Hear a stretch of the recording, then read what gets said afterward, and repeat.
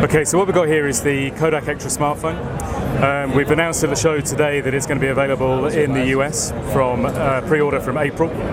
And we launched this in Europe back at the tail end of last year.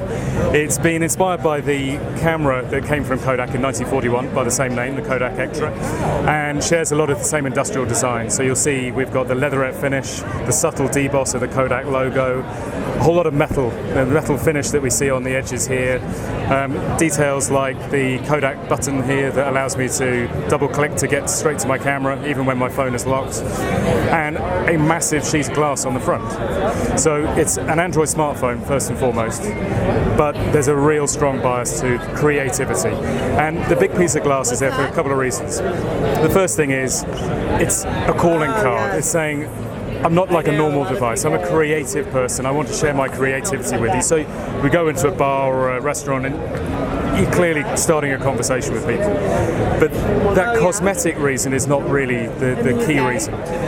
There's a quote from George Eastman, a founder of Kodak, which is about light and embracing light, because light is data when it comes to smartphones. So we've got a 21 megapixel main sensor camera in here with 6-axis optical image stabilization, face detection, autofocus, a high specification piece of hardware. But the glass allows us to get more out of it. So a large sheet of glass acts like a vacuum. It pulls light in.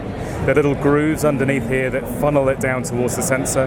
And we've even obsessed to the level of detail of coating the underside of the glass with a special non-reflective coating, which allows more light to hit the sensor. So you can see that obsession with light basically gives us much more impact out of the sensor. The selfie camera is a high-spec 13 megapixel selfie camera as well. So the front-facing camera itself, we're not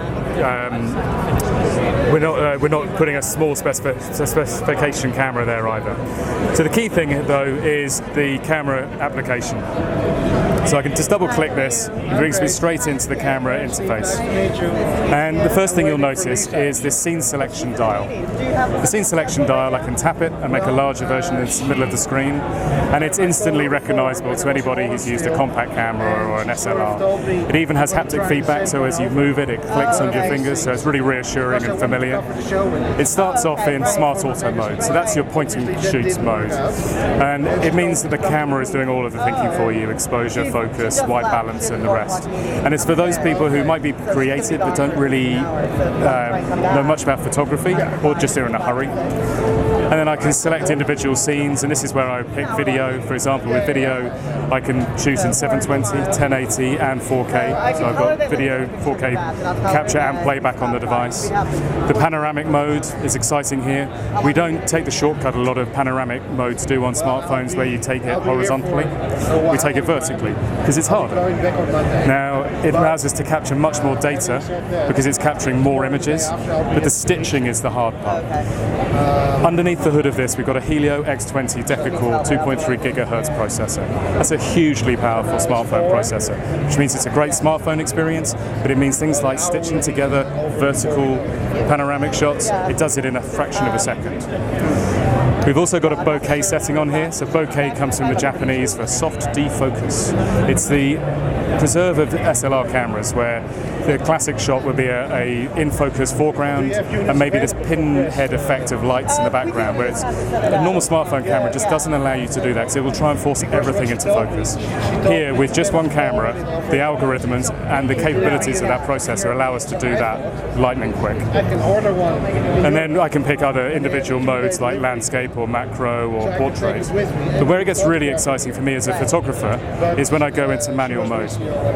And in manual mode, it opens up my shutter speed, my ISO, my focal point, my white balance and exposure bracketing. And I can adjust these and see in real time what those changes are. And for me as a photographer, that's huge. On a digital SLR, I would typically have to take a photograph, check the test shot, take another photograph. Here I'm seeing it in real time. And it allows me to set shots up in a way I never could before. And I can do the same with my exposure point. You can see how it's moving, changing exposure point there. You'll see on the white balance, I can take it off auto, the changes that take place between shade, daylight and everything else that's there.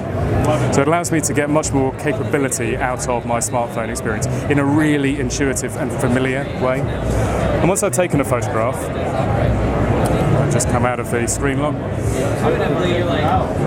Bigger picture here. A key part of photography today is the editing, and it's nothing to be ashamed of. There's a whole hashtag no filter thing. It's okay to edit photos. Typically though, you get a very basic editor. You might download some really awesome editors, and one of the best in the market at the moment is Snapseed, owned by Google. You can download it, but you have to go to your menu, select the app, find the photo again, start editing it. Well, this is the first device in the world where you're able to go, I go back to my photo, I'll pick this picture here, and I have as my default editor, Snapseed. So the photo's already there, and I'm in the editing suite, and I can make all of the changes in the Snapseed way. It's super intuitive, really easy to use. But I can also do some really advanced editing things here. Perspective is my personal favorite, where you can start adjusting the perspective of a shot. And if you think you've got a building, or you've got converged horizon with a vertical building, you can drag down the elements and make the image look like it's been shot with a proper full format camera. And then the final couple of bits are, you've got to print. It's all about photographs on paper. There's a huge analog renaissance right now. Kodak's famous for that yellow envelope that lands on your doorstep. The mouth and heart in your mouth moment of how many shots have come out of that roll of 24 print. And here, you can simply choose the pictures you want out of whatever different social platform you've got, or that are sitting on the phone itself, get them sent to your home on Kodak paper with Kodak print ink in a Kodak yellow envelope. All super familiar and great. And there's also a Super 8 app as well. So the Super 8 app is a nod to the iconic Super 8 video camera that we've got also at the show today, where you can take stock footage that you've taken within the camera app, or shoot footage within the Super 8 app, and then apply a range of different filters like Kodachrome or EKTRA or some black and white filters, and then end up with a really cool shareable piece of video content as well. And I guess the final part of it is the cases. So every smartphone needs a case, but it makes a lot more sense to have a cool old slip case that you'd remember from a compact camera, but perhaps even more cool to have a camera case. And you can wear it as a camera like I am here, drop the case down, take my shots. I can even drop the back off this, put that to one side, and I've got a super convenient but really cool real leather camera case. And these both come in the black and red and the tan and yellow. These have gone down so well, they're so cool, these bits. So available in Europe and coming to the US in April.